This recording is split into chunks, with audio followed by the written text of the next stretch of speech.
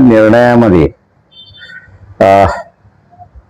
Paragraph 170 की 171 आणि त्याच्यामध्ये 184 182H कन्क्लुजन जे आहे, या दोन्ही पॅराग्राफ मध्ये सुप्रीम कोर्टाने असं म्हटलेलं आहे की इलेक्शन कमिशनला नागरिकत्व ठरवता येत नाही. हे सुप्रीम कोर्टाचं मत आहे. तर इथे चीफ जस्टिस ऑफ इंडियाने सुद्धा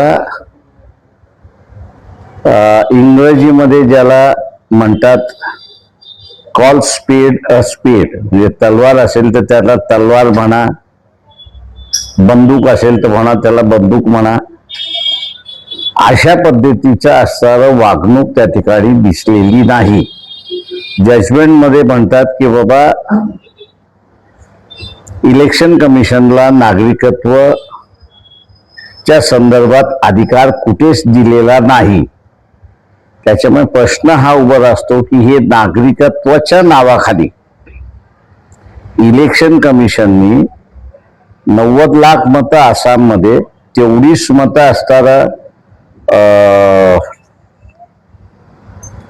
पश्चिम बंगालमध्ये, बिहारमध्ये आणि तामिळनाडूमध्ये मतं घाळ केली किंवा काढली.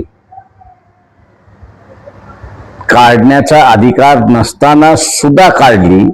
त्यावेळेस राज्यघटनेप्रमाणे हे फ्री आणि फेअर इलेक्शन आहे का, हा प्रश्न त्या ठिकाणी उपस्थित राहतो. आणि म्हणून मी असं म्हणालो की काँग्रेस आसाममध्ये, TMC वेस्ट बेंगॉलमध्ये, DMK तामिळनाडूमध्ये, डावे केरळामध्ये, यांनी आतापर्यंत सुप्रीम कोर्टामध्ये याचिका दाखल केली नाही. किंवा जर सुप्रीम कोर्ट असं म्हणतंय की हे वगळणं गैर आहे, अनकॉन्स्टिट्युशनल आहे, इलेक्शन कमिशनला अधिकार नाही, तर ह्या चारही राज्याच्या निवडणुका रद्दाची रिट पिटिशन का दाखल केलेली नाही, हा मला तो प्रश्न त्या ठिकाणी उपस्थित राहतो. माझा सल्ला आहे